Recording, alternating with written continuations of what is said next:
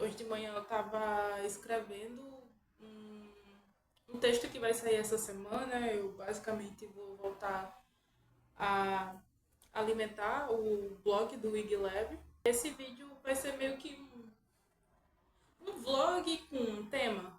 Eu vou testar esse formato e aí vocês me dizem se gostaram, se não certo. Eu vou colocar esse vlog barra vídeo do texto falado que vai sair no blog do WigLab essa semana, anexado ao texto. E é isso aí, tipo, pode ler o texto ou meio que assistir o blog, entendeu? Que aí a gente já vai estar conversando sobre o assunto. Certo, hoje de manhã, como eu falei, né, eu estava escrevendo o texto, né? Hoje é 6 de janeiro, então passou aí por Natal, Ano Novo. Vocês devem ter visto aí um pouco do resuminho que eu coloquei, né, de como foi esses últimos dias. E eu basicamente vou lançar esse texto amanhã, porque para quem não sabe, amanhã é dia 7 de janeiro, é o dia do leitor, né? Então a edição dessa semana tá bem legal, focada totalmente em livros, trabalhando o tema que geralmente é o que a gente conversa, né? Que é sobre produto digital. E aí o tema vai ser 3 livros que você deve ler assim para construir um produto de sucesso em 2025. E aí eu selecionei assim os melhores livros que por coincidência foram os livros que eu li de setembro para cá, de setembro de 2024 para cá, assim, e fizeram assim, um boom na minha cabeça e eram livros muito falados assim, né, no meu meio de trabalho, né, no meio de trabalho de tecnologia, assim, especificamente que trabalha nessa parte mais de análise de negócio, de requisitos, produto, PO e etc. E eu sempre ficava tipo, sabe aquele negócio de modinha? Tipo, acho que ai, que batido, todo mundo lê esse livro. Tipo assim, eu ignorava, sabe? Mas realmente eu fiquei, nossa, tipo, realmente são livros muito, muito bons. Por que livros para construir um produto de sucesso? Porque produto de sucesso. Todos os anos são assim, nascem assim no mundo pelo menos uns 30 mil produtos. Peraí, deixa eu conferir se eu não tô falando besteira, né? Linda, você escreveu esse texto agora de manhã. Se você não lembrar, minha filha. Ixi, ficou na outra conta, peraí. Aqui no meu notebook, eu divido, vamos dizer, em duas contas, assim, sabe?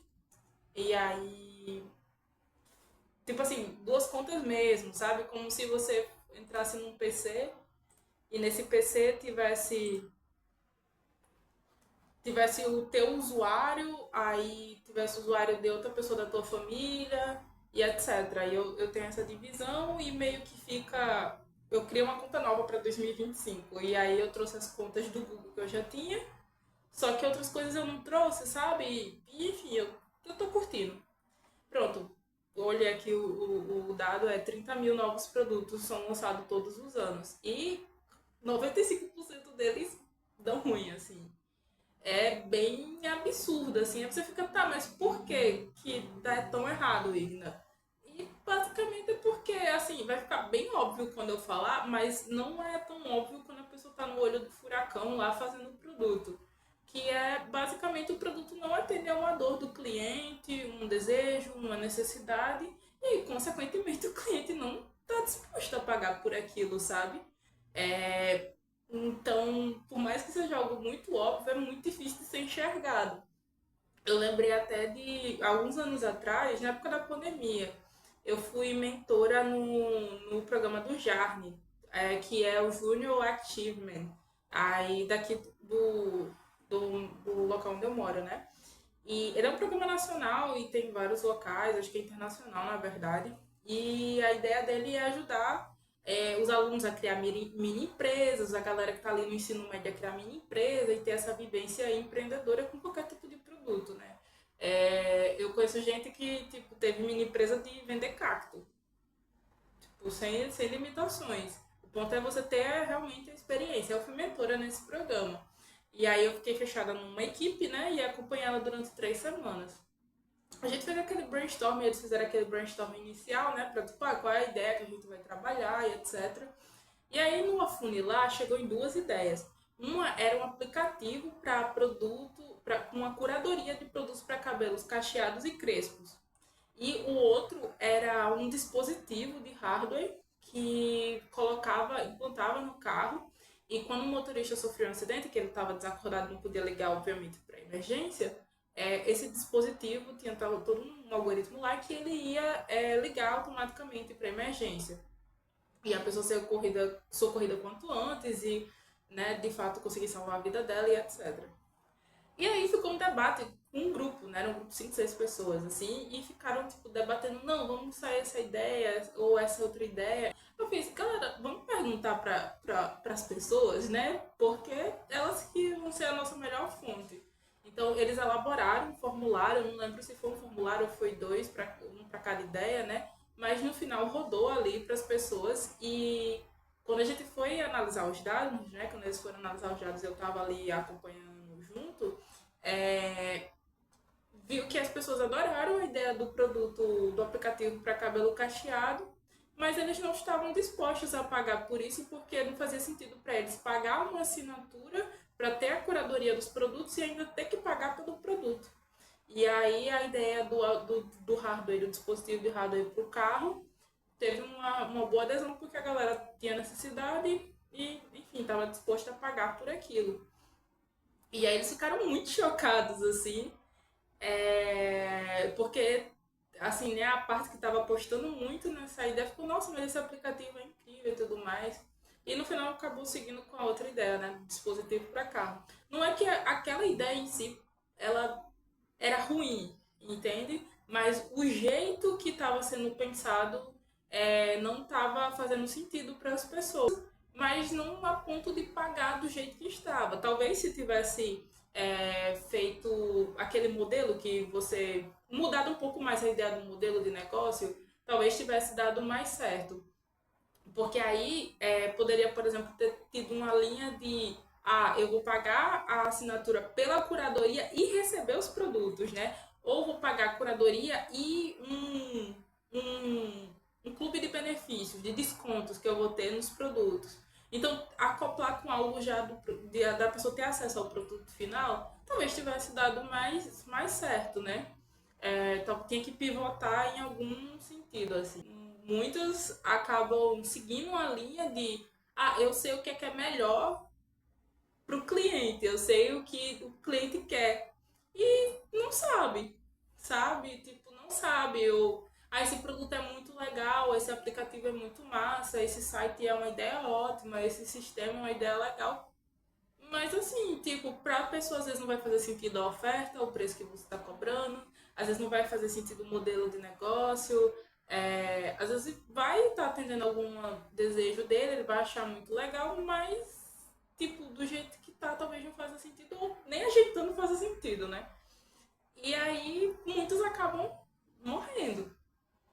E como é que a gente pode, tal, eu não entendi, mas como é que pode então solucionar essa questão? Como é que eu posso fazer com que de fato um produto ele consiga resolver uma dor? E basicamente a gente fazendo um processo de descoberta do produto, que é um processo assim da gente realmente o que a gente precisa fazer, sabe? O que de fato tem que ter nesse produto.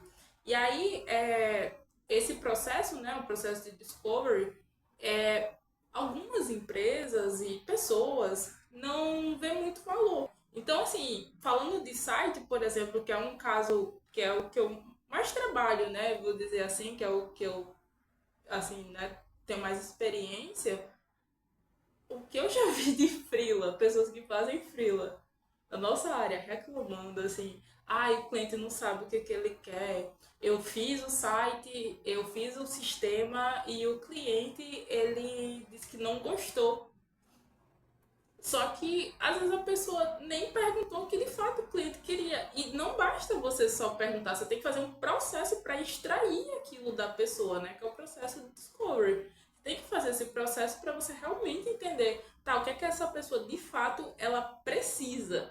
quais são de fato as dores delas, qual é de fato a necessidade dela. Porque ela vai dizer, às vezes, uma coisa que ela não tá sabendo expressar tão bem em palavras. E Ford perguntou, tá, se eu fosse perguntar o que as pessoas queriam, elas iam dizer que queriam cavalos mais rápido, não que queriam carro. Então as pessoas elas não vão conseguir e elas nem têm essa obrigação, na verdade, de dizer exatamente o que elas. É um processo que cabe à pessoa ali que está trabalhando com tecnologia. Olha, todo mundo precisa fazer um discovery, sabe? Não é só as pessoas que trabalham nessa ponta da gestão, que coordena ali a equipe, que tem que fazer esse processo. Se você está fazendo um freela e você é uma pessoa desenvolvedora, você tem que saber fazer esse processo, porque senão você vai sofrer muito, assim, sabe? Você vai ter muita dor de cabeça com o cliente, você não vai ter paz, você não vai ter descanso. Se você é uma pessoa que que trabalha com design, né, constrói ali as telas, faz um X e um Y, você precisa fazer um processo de discovery, porque o que, é que você vai construir na tela sem você saber o que precisa? Porque, sinceramente, só UI não dá resultado, sabe? A gente precisa ter um processo de realmente colocar aquilo que de fato vai atender uma necessidade. Só codar não vai gerar resultado. E você está trabalhando para gerar resultado para o teu cliente, né? Discovery essa resposta, né? Para a gente conseguir de fato construir um produto assertivo.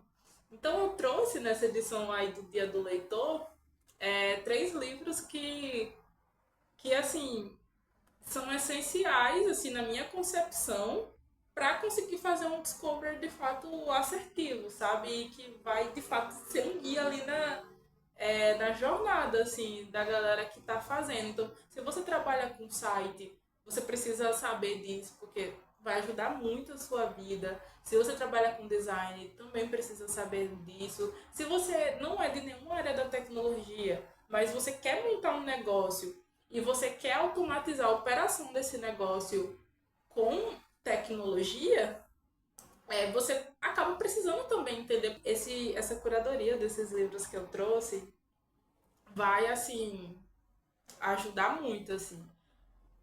Deixa eu ver aqui qual foi o primeiro que eu recomendei. Pronto, o primeiro que eu recomendei foi Business Model Generation, do Alexandre Osterwald. Acho que fala assim o nome dele. Ele é um livro muito bonito. Eu acho um livro muito bonito. E ele vai entrar bem a fundo em como é que a gente constrói um canvas de negócio. Então, e eu senti uma dificuldade extrema de montar um. Eu senti uma dificuldade, assim, surreal. Porque pra mim não era tão lógico, assim. E aí, quando eu conheci esse livro e eu fui ler esse livro, eu fiz assim, meu Deus, é essa a lógica, porque ele vai entrar em formas de preencher o canvas. Entra muito no detalhe, assim, de como preencher cada quadrante. Todas as opções possíveis que você pode colocar ali. Tipo, você tem uma listagem de opções, você entende cada opção e você basicamente só escolhe ali a que faz mais sentido e coloca, né? Eu acho uma excelente leitura, é ótimo para a pessoa começar, porque o modelo de negócio acaba sendo meio que a base para você construir o produto. O produto, ele é só a tangibilização do teu modelo de negócio, né? Ele é a tangibilização da tua proposta de valor que você colocou no modelo de negócio. Então, você tem que começar por aí, né? Assim, se você está trabalhando assim, não, eu estou fazendo um freela para um cliente, você tem que pedir qual é o modelo de negócio desse cliente. Se o cliente não tiver, você tem que fazer perguntas norteadoras para extrair as informações que você teria visualizando o modelo de negócio. Então, assim, qual é o objetivo do teu negócio? O que, é que vocês estão querendo fazer? Qual é o público que vocês atendem? Né? As informações ali mais chaves, você precisa. Quais são os seus produtos? Quais são os seus serviços? Como é que esse site que você está querendo construir vai agregar no teu negócio? Você precisa fazer um conjunto ali de perguntas no processo de briefing, né? Quando você está fazendo um briefing ali para vender um site ou um sistema, para você conseguir ter essa noção de negócio e aí você conseguir de fato propor uma solução, um site que de fato ele consiga atender aquela necessidade de negócio que o cliente tem. Olha, uma coisa que eu escutava muito. Ah, nenhum cliente acorda assim de manhã e pensa, nossa, eu quero muito um site. Hoje eu quero um sistema. Não existe isso.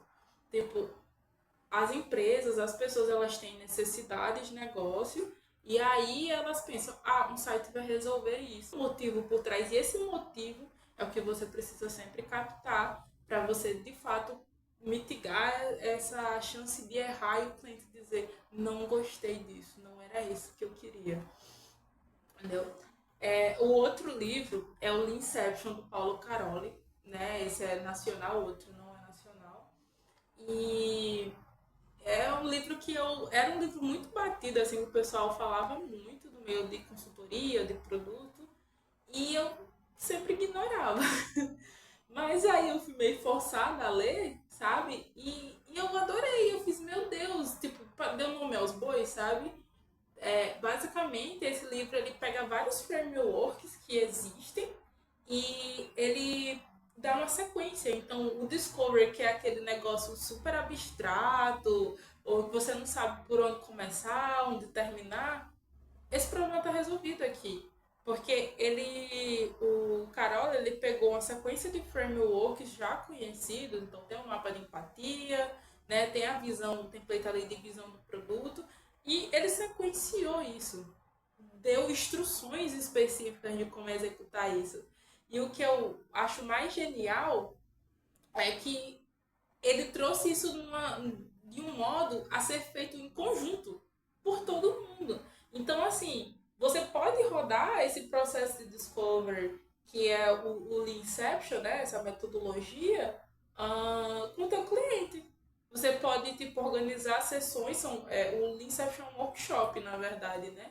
Que ele roda, ele acontece ali em tese em uma semana, mas se adapta à tua realidade. Eu, quando rodei o Inception, não foi uma semana, foi em 3 semanas mesmo, porque o cliente não tinha esse tempo, a equipe não tinha esse tempo para alocar e fechar uma semana inteira, manhã e tarde, que a agenda do Inception é essa, né? Você fecha manhã e tarde durante uma semana inteira para fazer o discovery, né?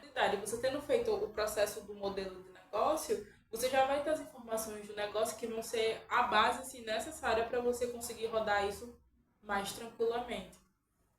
E aí, o último livro que eu trouxe foi o Product Backlog Building, que é do Fábio Aguiar, que ele também escreveu em conjunto com o Paulo Carol, e todos os dois são nacionais. E eu trouxe, ele é um livro mais de transição do Discovery preparando para o Delivery, né, que é a parte ali de você desenvolver de fato a solução, design, codar e etc.